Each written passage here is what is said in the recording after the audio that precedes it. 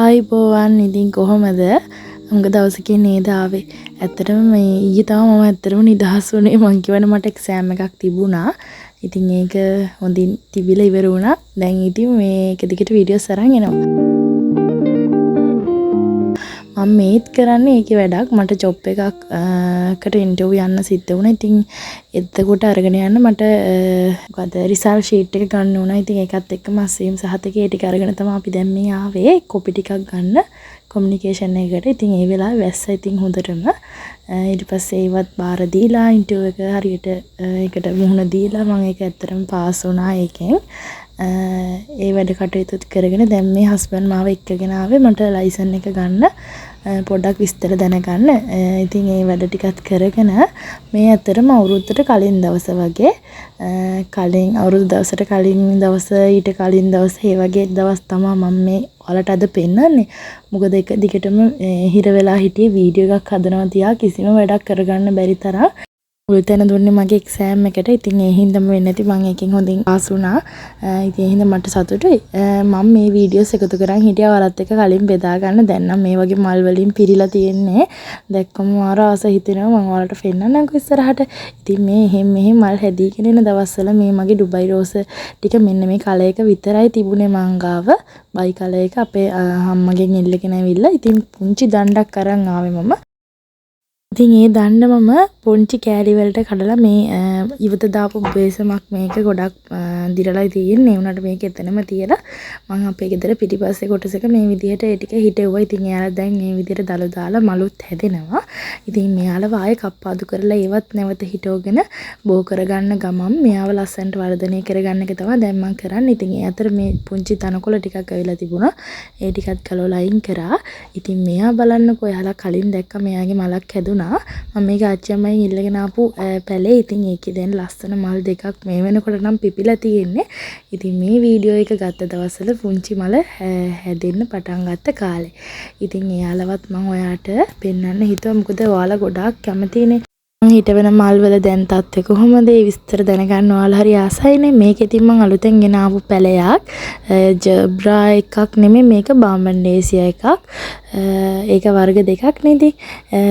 ඉතින් මෙන්න මෙයා මම ඔයාලට කිව්වා නේද මෙයාගේ ලස්සන මලක් හැදෙන්න යන්නේ කියලා. ඉතින් එයා ඔන්න දැන් තව චුට්ටක් උඩට ඇවිල්ලා මේ වෙනකොට නම් මල් 4ක්ම පිපිලා තියෙන්නේ. මාර ලස්සනයි. මං ආසම පැලයක් ඒක. මම ඔයාලට ඉස්සරහට පෙන්නන්න.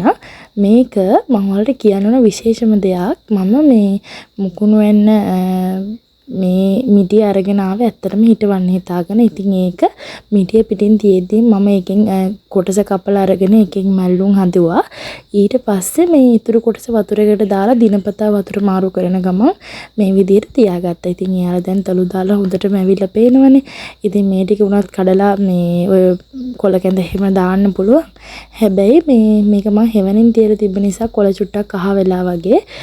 ඉතින් එයාව මේකේ බේසම මේ පරණ බේසමක් මම ඒකට වතුර දදා දිනපතා වතුර මාරු කරගෙන තමයි තියාගෙන හිටියේ. දැන් නම් මෙයාලව හිටවලා තියෙන්නේ. ඉතින් මම පෙන්නන්නම් ඔයාලට.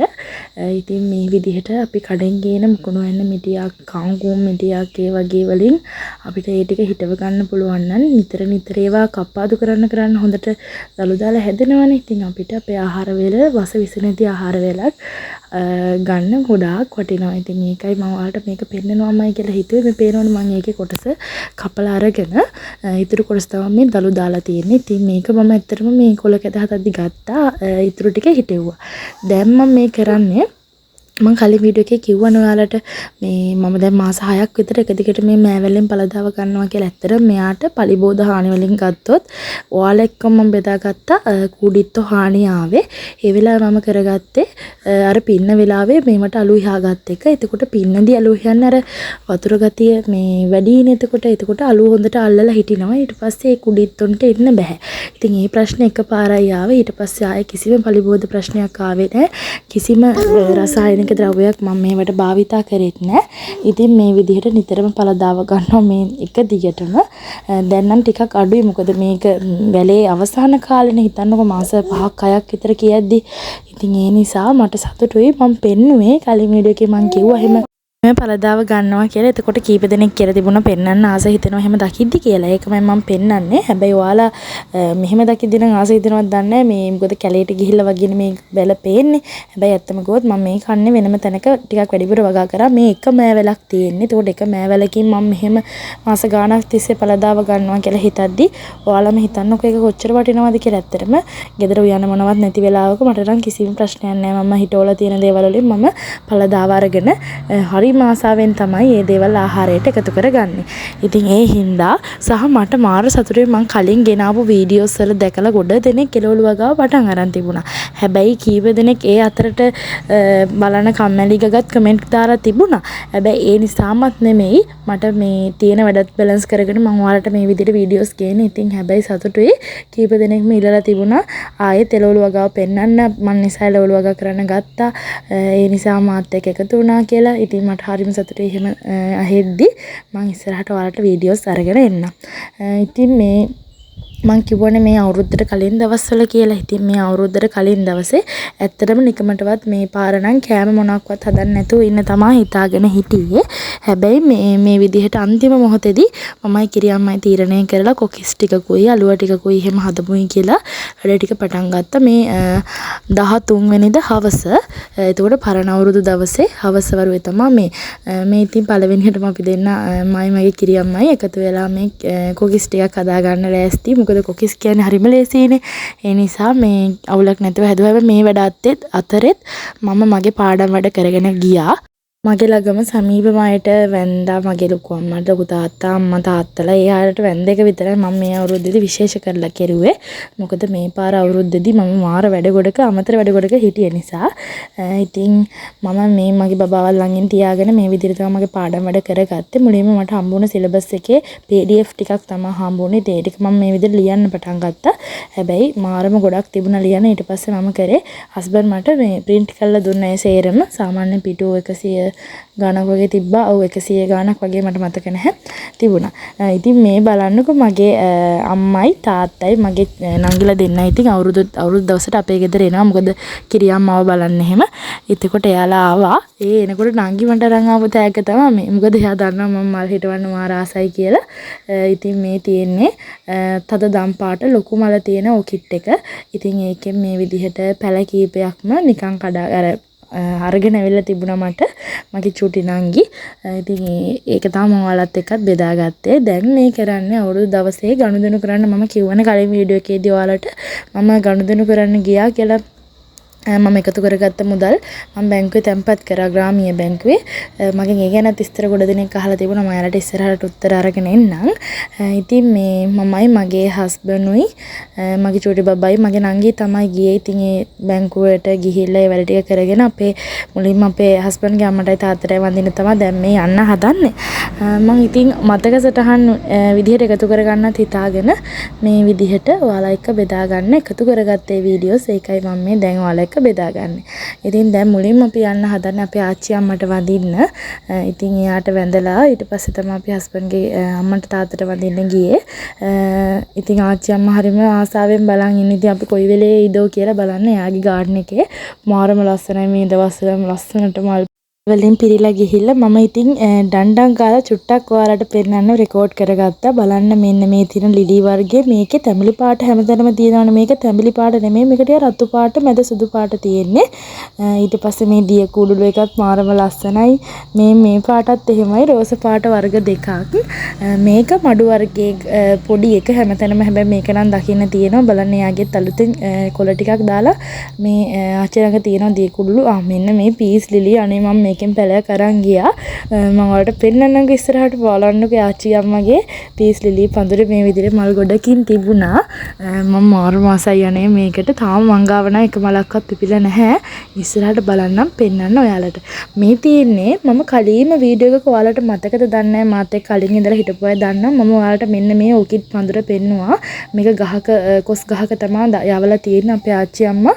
ඒ කාලේ දැන් අවුරුදු ගානකට කලින්. ඉතින් ඒක වර්ධනය වෙලා එක මලක්වත් තිබ්බේ නැහැ. මම ඔයාලට පෙන්නපු දවසේ මම හැබැයි කිව්වා මේකේ මාරම ලස්සනට මල් හැදෙනවා පෙන්නන්නම් කියලා. බලන්න මුළු ගහම මලින් බර වෙලා මාරම ලස්සනයි. ඉතින් හැම ඉත්තක කිනිත්තකම මල් පොකුරක් ඇවිල්ලා මේ විදිහට ලස්සනටම හැදිලා තිබුණා. හැබැයි මට ඔයාලට මේ වීඩියෝස් ලස්සනට පෙන්වන්න විදිහක් තිබුණේ නැහැ. ඔහේ මන් දන්නම් ගාලා වීඩියෝස් ටික එකතු කරගත්ත එක කරේ හේතුව මම ඉතින් අවුරුදු දවසේ ආච්චි අම්මට වදින්න කියලා ගිහිල්ලා මම මේ විදිහට මල් එක්ක ඔට්ටුවේ විහින්න එක හරි නෑනේ. ඉතින් ඒ හින්දා එයා එක්ක කාලය ගත කරන්න කාලය අඩු වෙන නිසා තමයි මම ඩංගාලා මේ විදිහට පුළුවන් විදිහට ඔයාලට පෙන්වන්න හිතුවේ. මේ ඉතින් මම ආච්චි අම්මට අර එදා හිටවලා දීපු එයාගේ පැල ටික එයාලගේ ලස්සනට දැන් මල් හැදිලා මෙන්න මේ මොන්ස්ට්‍රේලා එක ඔයාලා දන්නවනේ. ඔයාලා නිසා මම මේක තවත් ආස හිතුනේ මේකෙන් පැලයක් මමත් අරන් ගියා. ඔයාලා දන්නවා මේක ගොඩාක් මිල අධික වර්ගයේ ප්ලාන්ට් එකක් කියලා මොන්ස්ට්‍රේලා වර්ගය. ඉතින් මේක මාරම ලස්සනයි. බලන්න මේ කොළයක් මටත් වඩා ලොකුයි ඇත්තට. මම මේ අත තියලා පෙන්නන්නේ. මගේ අතත් එක්ක බලද්දි හිතන්නකෝ ඒ කොළේ සයිස් එක. ඉතින් ඒක මේ ඉතින් තව ඒ වගේ වර්ග ගොඩාක් තියෙනවා. මම මෙන්න මේ ගහටත් මාර ආස වුණා. මේක නම් මම ෂෝට් වීඩියෝ එකකින් ඔයාලා එක්ක බෙදාගත්තා. බලන්න මාරම ලස්සනයි. මේකේ රතු තැඹිලි පාටක් තියෙනවා. හැබැයි මල් නම් හැදිලා තිබුණේ නැහැ. ඉතින් මම ඒ විදිහට ඔයාලත් එක්ක මල් ටිකකුත් ෂෙයා කරගත්තා. ඔයාලා ආසනේ මල් බලන්න. ඉතින් අපි එහෙමම ගියා අපේ හස්බන්ඩ්ගේ ගෙදර, මහා ගෙදර අපේ. ඉතින් අපේ අම්මටයි තාත්තටයි වඳින්න. ඉතින් ඒ වෙලේ තමයි වීඩියෝස් ටික එකතු කරගත්තේ. ගොඩාක් වීඩියෝස් ගෙනාවේ නැහැ. හැබැයි මම කොහොම ගියත් ඒ වෙලාවෙම දැක්කනේ තිබ්බ වැහි කලුව. ඒත් එක්කම හොඳටම වහින්න ගත්තා. ඒ වැස්සෙත් කුඩයක් අරගෙන මම මේ කරන්නේ මල් බලන්න ගියපු එක. ඉතින් මම ගියොත් අනිවාර්යෙන් මල් එක්කම යොට් වෙන්නේ. මට ඒක දැන් උමුතුවක් වගේ වෙලා මට හිනත් යනවා එහෙම කියද්දි. ඉතින් එහෙත් එක්කම අපි ගෙදර ආවා. ඒ ටික මම ඔයාලට මේ හැම වීඩියෝ එකක්ම රෙකෝඩ් කරගත්තේ නැහැ. මම ඔයාලට මේ වීඩියෝස් අරන් එන්න ප්‍රථමයෙන් වෙච්ච සිද්ධි ටික ඔයාලට පෙන්නනවා කියලා හිතුවේ. මොකද ඔයාලා ආසයිනේ මල් එහෙම බලන්නේ හින්දා. මේ තියෙන මගේ දී කුඩුරු ටික යාළගේ එහෙම මෙහෙම මල් එන කාලේ තමයි මම මේ වලට පෙන්නන්නේ. හැබැයි මේ වෙනකොට නම් අනේ ආසාවේ බෑ දකින්න මුළු පැලසේරම මල් වලින්ම පිරලා ගිහිල්ලා තියෙන්නේ. මේ තියෙනවනේ පොට්ටු ගොඩාක් යාළගේ තනිකර පොට්ටු හැදිලා තියෙන්නේ මේ දවස්වල. මේ මම ඔයාලට පෙන්නන්නේ මල් පොහොට්ටු. ඒවා හැම එකකම දැන් මල් වලින්ම පිරලා ගියාම ඔයාලා හිතන්නකෝ මොන වගේ ඇතිද කියලා. අනිවාර්යයෙන්ම මම ඔයාලට ඉස්සරහට ඒක පෙන්නන එක පෙන්නනවාමයි. ඔයාලා හරි ආසයි බලන්න මම ඒක දන්නවා. ඉතින් දැනට මල් ළඟ වර්ග 15ක් විතර තියෙනවා. එකිනෙකට වෙනස් වර්ග බයි කලර් වෙච්ච ඒවා, තනි පාට, එක එක අලුතෙන් මං ගාවම හැදිච්ච පාට එහෙම තියෙනවා. මම ඔයාලට පෙන්නන්නම්. මෙන්න මේක මොකද්ද දන්නවද? මොකද්ද බෙල් පෙපර් ගෙඩියක් නේ. බෙල් පෙපර් ගෙඩියක් මම ඕක අවුරුදු දවසේ කෑම හදන්න බඩු ගිය වෙලාවේ අරන් ආවේ ඇට ටික ගන්න හිටවන්න. ඉතින් ඒකත් ඔයාලට පෙන්නුවමම.